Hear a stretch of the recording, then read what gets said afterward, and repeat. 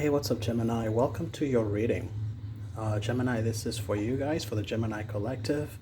We'll just do like a vibe check, see what kind of major energies you're pulling in. We'll see what the universe, what God wants to show you um, at this time. So, whenever you find this, I believe is when you are meant to see it. So, this is for the Gemini Collective.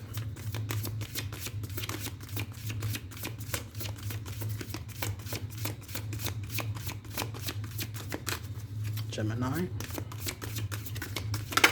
Okay, Venus. We've got Venus trying to pop through. So, love could be something that is a big emphasis. Yeah, Venus is love. Venus is love. Venus is passion. Venus is love. So, love could be something that is. It's a thing for you. It's a thing. It's a thing for you, and I don't know if it's a thing because you desire it or if it's a thing that it's missing in your life, or you have it but it doesn't work, or you have it and maybe it works. It's not always, it doesn't always have to be negative. I'm just pondering different things as I'm feeling intuitively and what I'm also getting. But definitely it's something about love. Whenever you find this reading or you hear this message, it's a strong emphasis on love, but we'll see what else comes along, and we'll see how they kind of marry each other and what kind of messages they kind of bounce off of each other. But just off the rip, Venus is definitely love. So like love is a big thing in your life. So maybe also it could be, I'm hearing like maybe love has been elusive. You maybe are somebody who you've always maybe wanted a relationship, or you've always wanted to meet your forever person, and it could be maybe a hopeless romantic, and maybe you just haven't had that luck, right? Maybe you just haven't had that luck. You may have had a lot of short relationships, flings here and there, but perhaps the people that you've been with, it's never felt like they were your forever person, right? And so maybe you are in this quest in your life where you could be seeking love, or you are open to love. You may have even maybe gone through a period where you maybe didn't believe that love exists, or that you could ever find love, and maybe something is happening. Maybe the planets are sort of opening up again for you, so that there could be an opportunity to meet somebody, or like the fairies and gods and everybody could be trying to do Cupid's arrow for you. Yeah, I don't know why I'm laughing, but we'll see. So off the rip, we've got Venus coming in, and Venus obviously a very beautiful vibration, beautiful energy.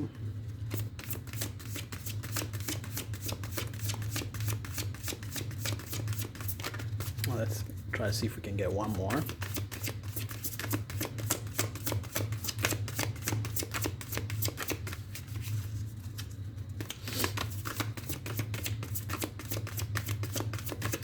Yeah, I'm also hearing like love for self. So this also could work in that way, that it's not always that you are seeking love from others, or that you're seeking validation from others, but this also could be also just love for self. Doing the things that you love, doing the things that you're passionate about. It could be a love for God, a love for the universe, a love for nature, just a love for the things that bring you joy and bring you happiness. So the emphasis also could be to focus on those things a little bit more, or it could also just be the other way around, that maybe you are seeking for your forever person. All right, there we go. Then we have Scorpio here, which Scorpio is a water sign. So you're pulling in a Scorpio sun. That's very interesting. Scorpio is, it's interesting, but it's also not surprising. And then at the top of the deck, they're asking me to mention it. So I will mention it. We have the cusp here. We have a zodiac cusp. And then wow, look at that. And then after that, we have the seventh house, which is partnerships, relationships, and commitments. So that's interesting. So let's talk about that. Let's talk about that a little bit, because the thing is with Scorpio is Scorpios Scorpio's passions are very intense. You know, for a water sign, Scorpio's loving can be very consuming. It can be very intense. It can be, if you, I don't know if you've ever been with a Scorpio, but the Scorpios, they love like, because, well, Scorpio is a water sign, so is Pisces, and so is Cancer, right? But Pisces loving is good too. Pisces loving is good, but it's a very, Pisces loving is very like, I don't know. It's not. I almost said it's not necessarily like watered down, but it's more chill. It's like more relaxed. It's more like Netflix. It's just a more relaxed. Like, you know, I think I'm thinking about Halle Berry and what's his partner's name? Van, I think is his name, and he's a Pisces, right? I'm not sure what Halle Berry was. I'm not sure actually. I should check what Halle Berry is. But I was watching this interview she was doing, and she was talking about like her partner and Van, and I think she mentioned that he's a Pisces because she made some comment that let me know that he must be a Pisces. So I could also be wrong about that, but I wasn't surprised when she said that because he really gives that very Pisces vibes when it comes to like it's just very chill. It's very calm. It's very relaxed. It's very fulfilling. You know, it's also very emotionally fulfilling, especially if like they're evolved and they've done the work and they've really aged and matured into themselves. You know, it's that kind of love that's just very like just a beautiful expression of love, right? And so is Cancer. Cancer's love is very nurturing. It's very motherly, if you want to put it that way, even if it is expressed through a male person or like a male gender, it is still a very mothering, nurturing kind of energy. That's why, especially for Cancers who are incredibly evolved, fun with a Cancer person, or you know, can be sometimes for people who are not ready for it. It can be too much. That's why people always say like, oh, Cancers are so smothering, or they're too much, right? Because they have a lot of him, because they're a cardinal, so they have that energy really intensified. And so for people who are not emotionally strong to handle it, it can come across as clingy, needy, smothering, but that's not really what it is, right? That's just the nature of how they love. Now, Scorpio, on the other hand, is it's a bit it's a bit heavy, right? Which is surprising for a water sign. Like it's very high into. It's almost like a fire sign in a way. Fire sign and a water sign, if that makes sense. It's like, you know, the analogy of the scorpion. It's got the stinger. So their fun is very. Their bedroom fun is very like. It can be very consuming. It can be very, very consuming. It can be. I want to say like, and this is just, you know, this is just cards. It's just stories, just tarot, just, you know, spirituality, you know. So don't really. I hope you don't take it. I hope you're not offended if you're, you know, a Scorpio cross watcher. Um, but the Scorpio, almost I want to say, it can feel like it can be drowning. The experience may feel like it's drowning. You know, like Pisces is more surface level. Of course, these are water signs, so they can all, there's certain level of depths to them, but just kind of comparing the three, like Pisces is maybe more surface level, and maybe Cancer is that sort of like that middle ground, surface level, middle ground, on the beach, go back in the water, come back on the beach, you know, like the crab does, right? And then hide away in the shell. Where Scorpio will just plunge you in the depth of the ocean, like at the very bottom of the ocean. And like, if you don't know how to swim, like it may feel like a drowning experience, right? So love with them may feel very, very all consuming to a point it leaves you almost like powerless, right? Like it leaves you to their mercy in a way. So I'm seeing like they're saying all of this to say that like maybe love for you has been like that. Like it has been like a very fleeting experience. Like, you know, you have this intense, incredible moments with somebody or with a few people over the course of your life that has been amazing, intense, very consuming, very like almost out of breath, you know? And then you come out of it and you're like, oh my God, that was like exciting. That was like out of this world. That was like, oh my God, like it's the thrill, right? Because Scorpio is also the eighth house. It rules over the dark psychology, it rules over other people's psyche, it rules, is also it rules the sexual houses or the sexual energies, right? Those are all eighth house thing, but these are kind of, like dark kinks, fetishes, all of those type of things, right? So you may have had an expression of love through Scorpio, right? So Venus may have in your life, Gemini, relationships, you know, sexual intimacy related things may have played out in your life as a combination of Venus into Scorpio.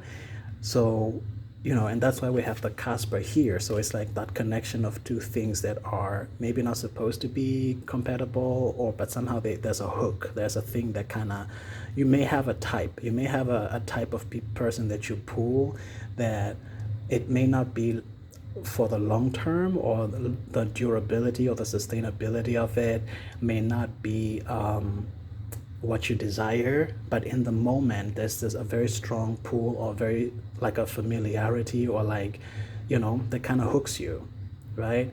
And so it's kind of like you may have a lot of this short term kind of encounters where they feel so highly charged and high intensity passion, but they don't last, right? So it's like you feel the Venus love and you feel the intensity, but it doesn't give in a way that you're like, oh my God, this is my forever person. But the experience, the intimacy itself may be so intoxicating and so addictive that like it pulls you in all the time, right?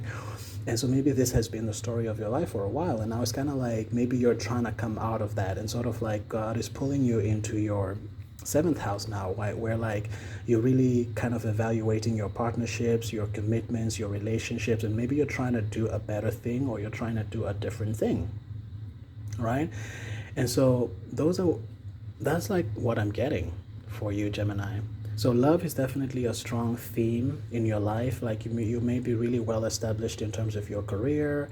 You may be doing really well for yourself. You may have a home. Your life otherwise could be really flourishing. You could feel a very blessed life.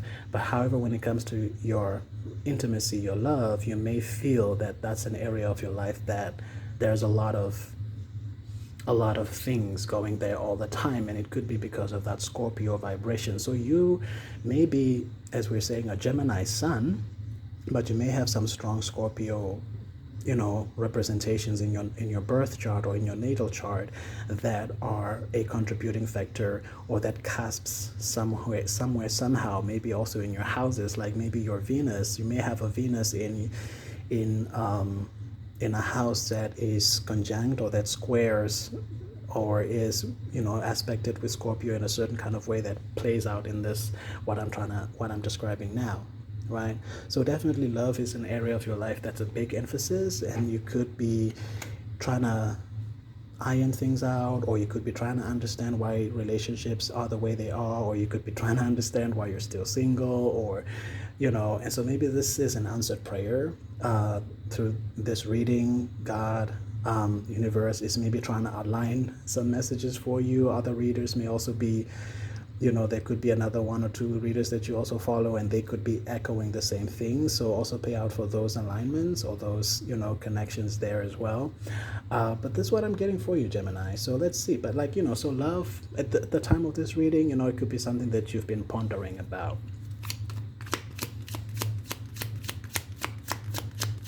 We're just gonna do a quick 1 minute or two with the tarot just to see how it clarifies that message. Yep, we've got two, so I don't know if we can make it in 2 minutes, but we'll try. Don't want to keep this too long. Oh yeah, there we go. So we have the Tower. So the Tower is another strong major energy as well. It's one of the major arcanas. And the Tower is basically things just falling apart, because the foundation was never strong enough. And so the building collapses under its own weight, right? And you've got people trying to flee out, they're trying to jump out because they realize that the Tower is crumbling, right? So this also could be speaking to the the foundation of your relationships, maybe they don't hold very well, and so they tower, right? And that's why the tower also came in reverse. And the reason why they tower could be something that you are not looking for, right? So that's the thing we're talking about now. Like, and in this season of your life, or whenever you find this reading, God is trying to show you that, you know, maybe something about the type that you attract or your values or something is not in alignment. So when you pick your partners, are you really checking the red signs properly, or the red flags properly? Do you really interview your possible intimacy partners well? Do you ask the right questions? And if you don't, then you maybe get into situations with them, and then after 2 or 3 months you realize, like, oh my god, like we're totally incompatible. The S may be very fun and addictive and all consuming, but other aspects of our life we're not really compatible, right? So you may realize things like that, and then by that time that relationship is already beginning to tower down or to crumble because of those red flags that you may have missed, right? So it's just an invitation. I'm not saying that this is what it is for you point for point, but it's just an invitation that could that be the reason, right? So that came in reverse, and that, it makes sense to me, and it also really connects really well to the messages that they were bringing forward. And it's just the two of wands. It's like you're really holding the world in your hand. You're looking at your life and you're thinking, what could be done differently? What could you do better? You know, right? Because as they are saying, like, you know, you may have everything else in your life, like this person it's a sign of success. There's 2 wands, you know, standing right next to him. He's acquired some sort of level of success in his life, and now he's looking out into his world and thinking, what more could I wish for, or what more could I desire, or what more could I do better, or could I do differently, right? Because it follows the Ace of Wands, which is an opportunity, which is a new beginning, right? And what follows this is the Three of Wands. And the Three of Wands is about your ships coming in, it's about your blessings coming in, it's about your manifestations and your prayers coming in, being answered, right? And so this man is holding his globe in his hand, he's saying a prayer, he's saying a manifestation, he's saying to the universe, he's saying to God that this is what I want, this is what I desire, will my ships come? Right? And what follows this is the Three of Wands, right? If you've been following tarot, you will know the Three of Wands follows next, and that means that your prayers have been answered. So you're not at the Three of Wands yet, right? Your prayer may seemingly have not yet been answered, right? Because you are still at the Two of Wands, meaning that God is presenting you an opportunity to reassess your partnerships, your relationships, your commitments, in order for you to be able to make that wish and that manifestation clear, right? If you're now getting a playback of what your past 10 relationships have been like over a span of 10 years or however long, and now you're having this tape playing in your mind, and you're saying to God, or you're saying to the universe, what is it? Why can't I find love? What is not working? What has been hindering? And God is now playing this tape back in your mind, and God is saying, yeah, now the Three of Wands may come, but we're not there yet. We're at the Two of Wands. So what is your vision? What is your vision for love? What is your true wish? How does your true partner look like? Write it down. What are the characteristics? Do they have to be a certain height, a specific body type, a specific nationality, a specific career, a specific, like, what are your specifications? And also not just those things, but also what kind of values, what kind of morals or moral compass do they have, or do they use? Are they a spiritual person, a religious person, a praying person, a meditative person? What is the person that you desire? What is the kind of love that you desire, so that you can send it to the world or to God and have it be manifest back to you through the Three of Wands, right? This is what this message is saying here to you, because it seems like all the other ways that you've been doing it, or the other attempts that you've had, they've crumbled, right? So the cards are really just confirming everything that we talked about. And so now you have an opportunity to look at, how will you manifest differently? How will you pray differently? How will you communicate to God or to the universe what you want to be different, right? So that this theme of your life that has to do with love yields the results or the fruit or the person that you desire to have.